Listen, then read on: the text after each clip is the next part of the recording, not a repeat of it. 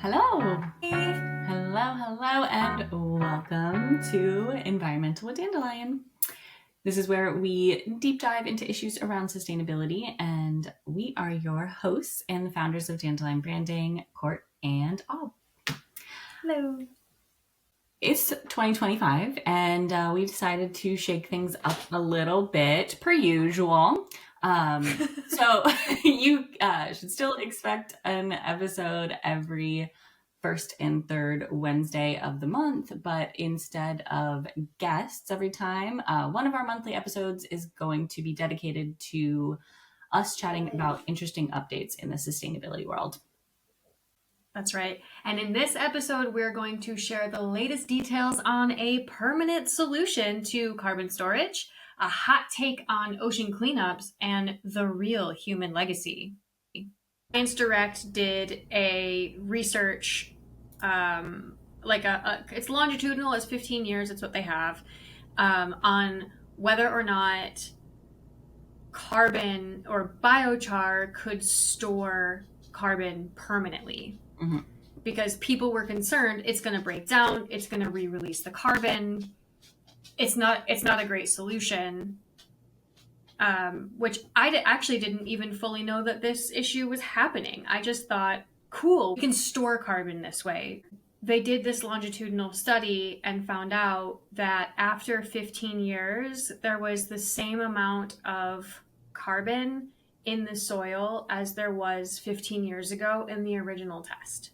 Okay, so it's not dissipating, it's not going anywhere else. It's not dissipating, it's not going anywhere else. It is a realistic way to store carbon so that it doesn't enter the atmosphere, which biochar in and of itself is interesting because it's basically like we're taking biomass that breaks down in landfills and turning it into carbon using heat and fire without oxygen, right? Yeah.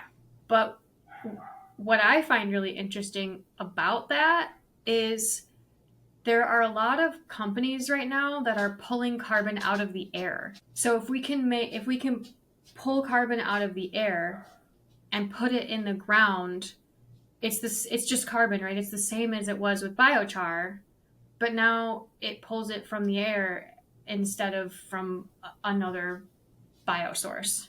But both are good, right? Both are great, but the point is that if we pull it from the air, we now have data to prove that it won't break down if we put it back in the ground. Mm-hmm.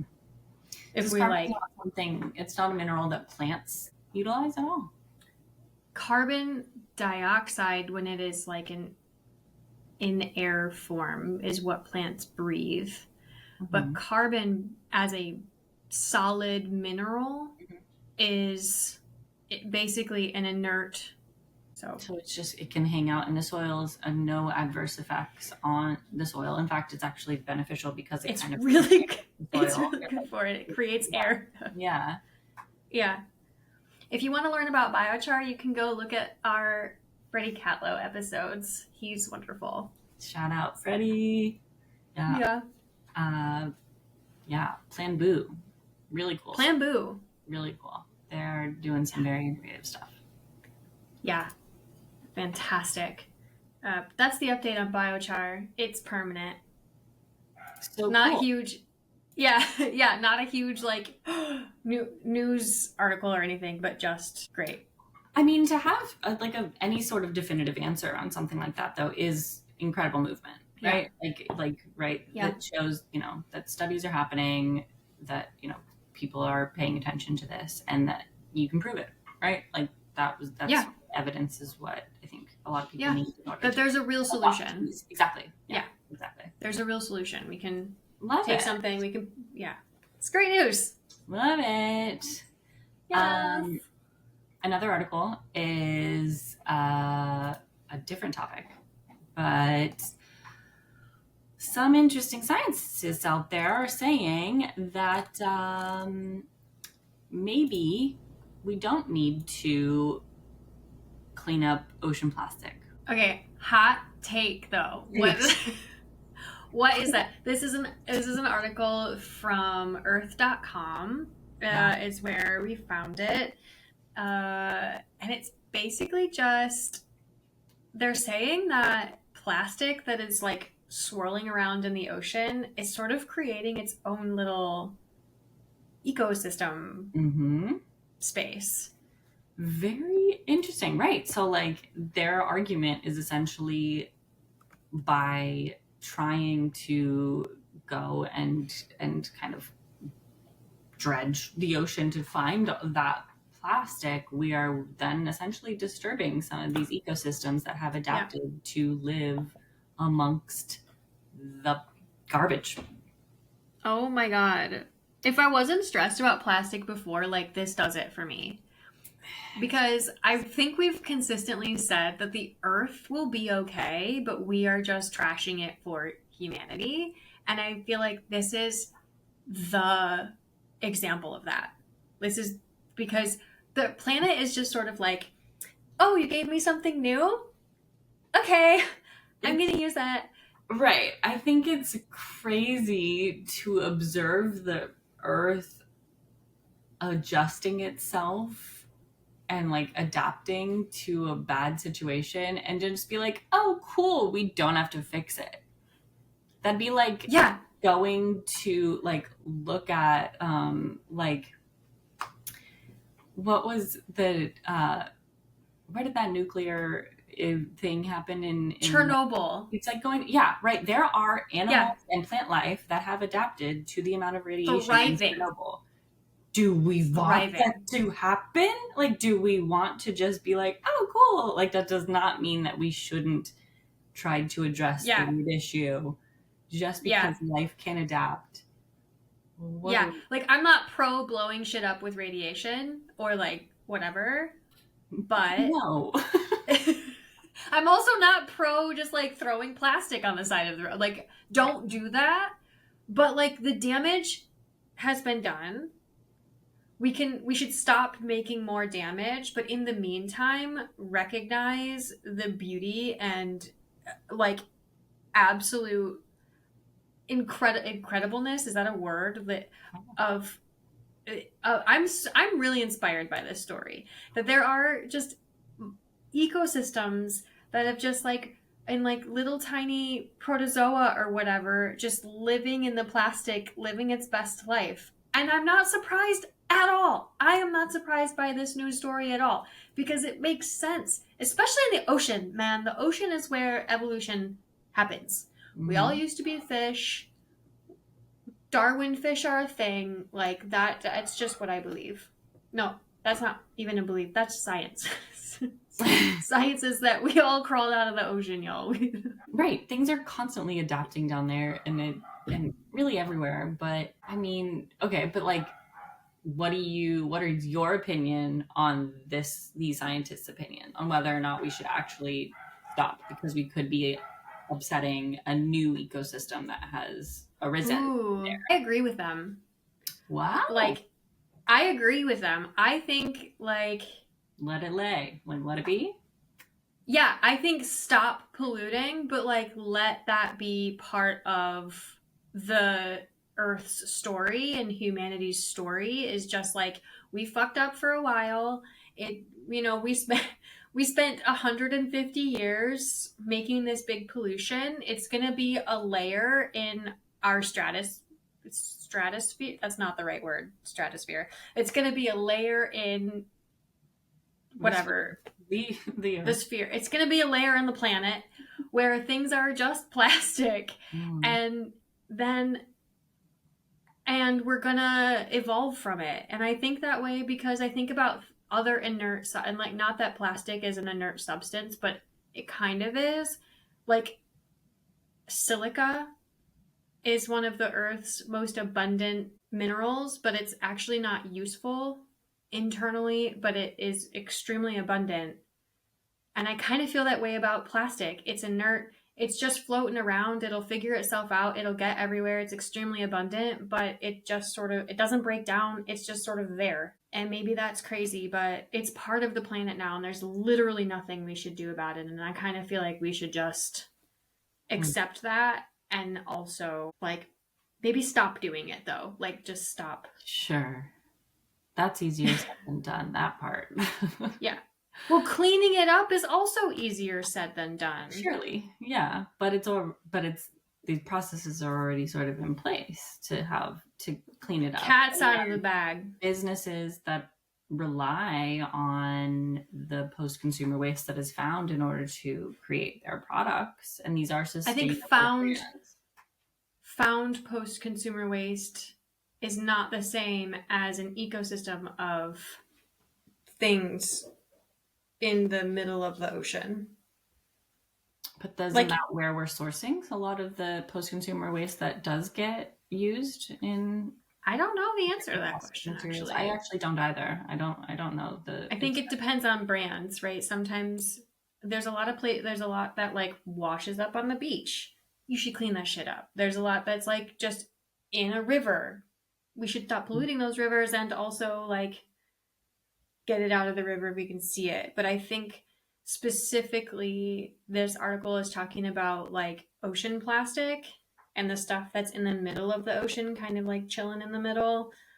And that's just that's just part of the planet now, I guess. I don't know. Yeah, I agree with you to some extent that like as it breaks down into microplastics, like logistically that gets way more challenging to try to, are we gonna like sift the ocean? Like, no. That's not gonna happen, right? And like we don't want definitely don't sift the ocean. We don't want to do that, right? Yes, so don't do that. That's differently problematic. There's a line though, right? And I guess that's sort of where it, what's the line? Right. That where does it become too challenging where it wouldn't be worth it any longer, where what you would be getting out and extracting out is no longer usable and we're actually upsetting an ecosystem more. I think that we can sort of balance, because like even if it, like you're saying, in going into a river and finding plastics like and cleaning that up, I agree with you that is something that we should do. But there are definitely, there might be a fish living in a little plastic bottle, like we're still upsetting that fish's ecosystem. Like, but what's the, there's pros and cons to everything, right? So yeah, I don't know. Yeah, it's an interesting topic of conversation though, that like I think it actually comes back down to like the earth will be okay. Like I'm not tripping on microplastics so much of the damage that's already been done, because the damage that's already been done will be included in the evolution of our world. But we should stop doing damage and put our energy towards stopping doing damage rather than just consistent putting out fires and damage control itself.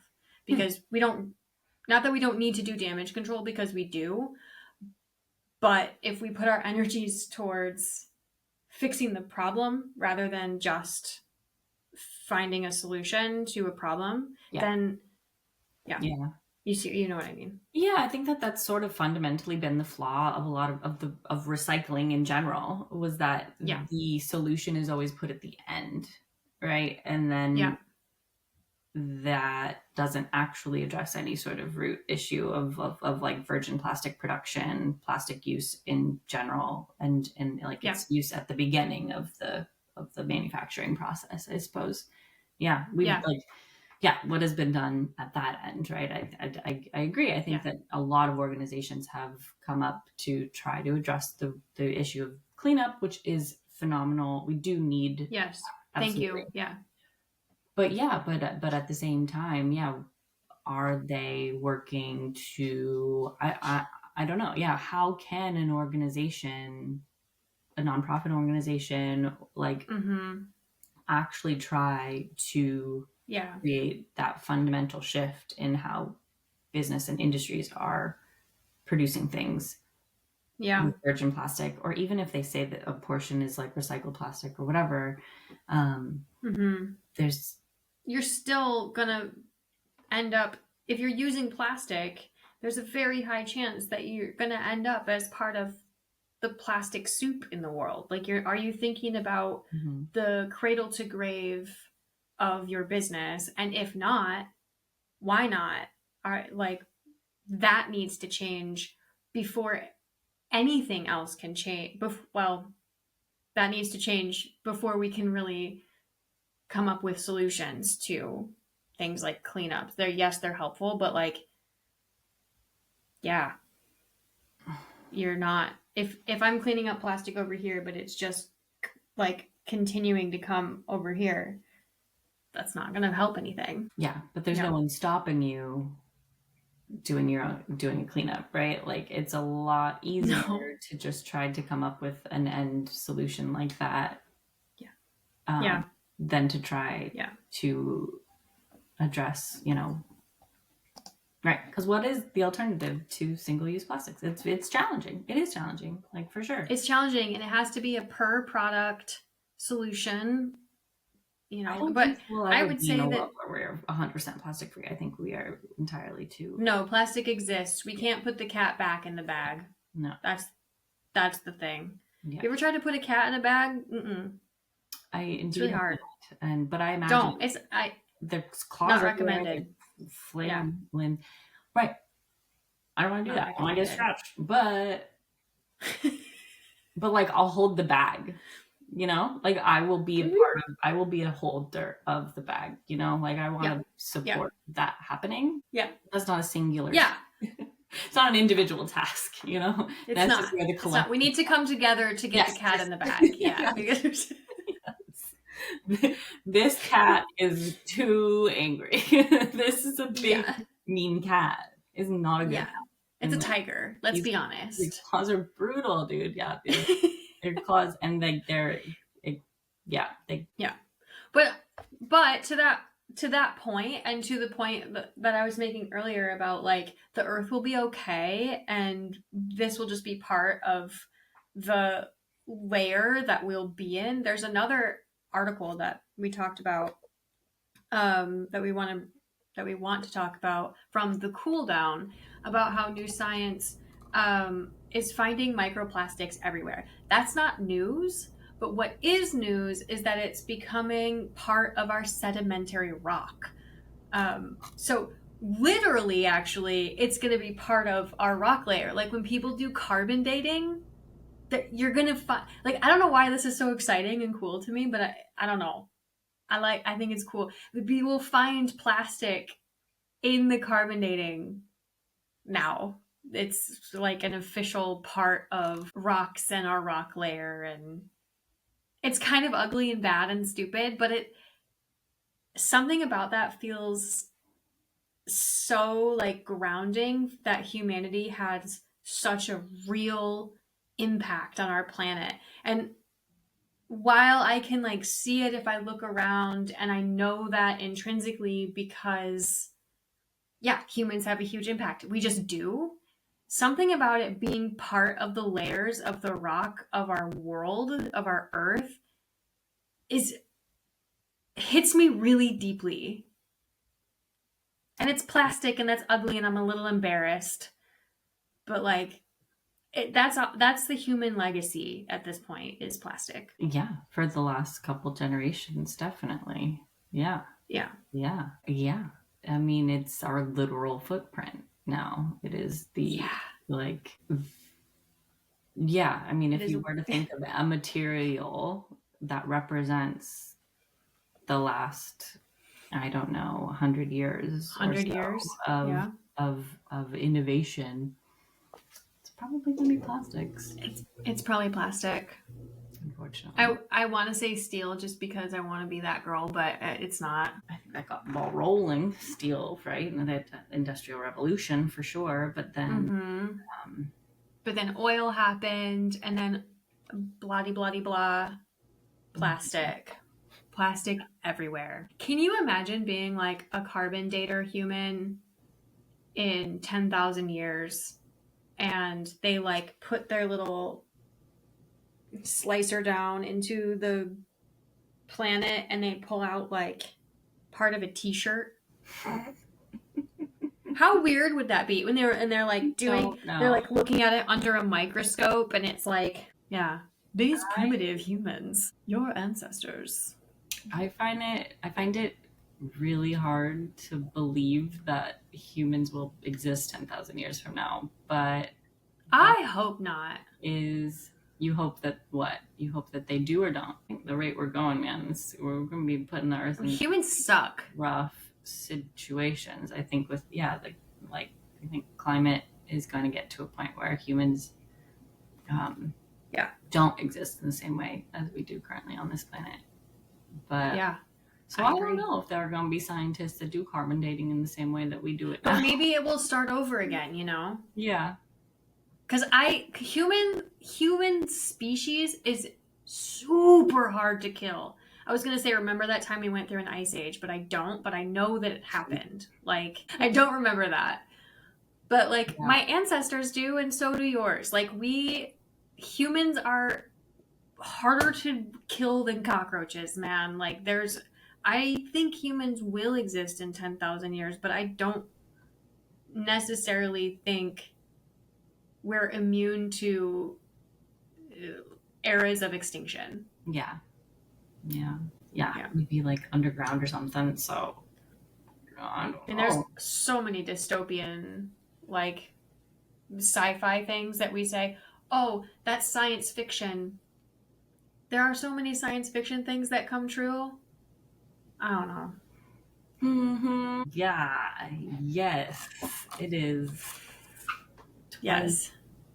We're coming up on some 2025. It's 2025. Yeah. I've had enough of these unprecedented days, though. You know what I'm saying? Like, there's a lot of unprecedented events happening in this. Part of me is like, this is a lot. And another part of me is like, burn it down. Bring it on. Let's go. Like, we're living history right now. And there's nothing else like it. And that's kind of cool. It is. It is. Yes. It's cool from like 1,000-foot view. I personally just want to know, like, when can we stop paying our bills? Like, is that going to be a thing? Like, you know, like, are we going to advance humanity? Or, like, is something going to happen? Is this burn it down going to happen to the point where, like, we'll actually have the ability to, like, are things going to still, like, I don't know. If burning it down, like, yeah, that is. You can stop paying your bills at any point. You can make that choice. Very good point. Yeah, this is true. Yeah, this is true. But does that? It's just like, when will there stop being like repercussions for not paying bills? It is precisely that. Right. At what point of like collapse do you eventually just have to say, like, I don't think I have to pay rent this month? You know what I'm saying? Honestly, I think that's we live in a capitalist society, so probably that's the last straw. Keeping us riding that line really tight. Absolutely. Yeah. That's like one of the first things is, like, you know, with the king and capitalism is taxes and bills. Mm-hmm. So probably also one of the last to go, unfortunately. So there is a lot going on in the sustainability world, and this is what we are wrapping our heads around this month. We'll see you next month with another update on what's crawling across our desks. Mm-hmm. If you have any interesting news articles, send them our way. Definitely want to hear. Please send them our. And we'll see you next time. Thank you for watching. See you next time.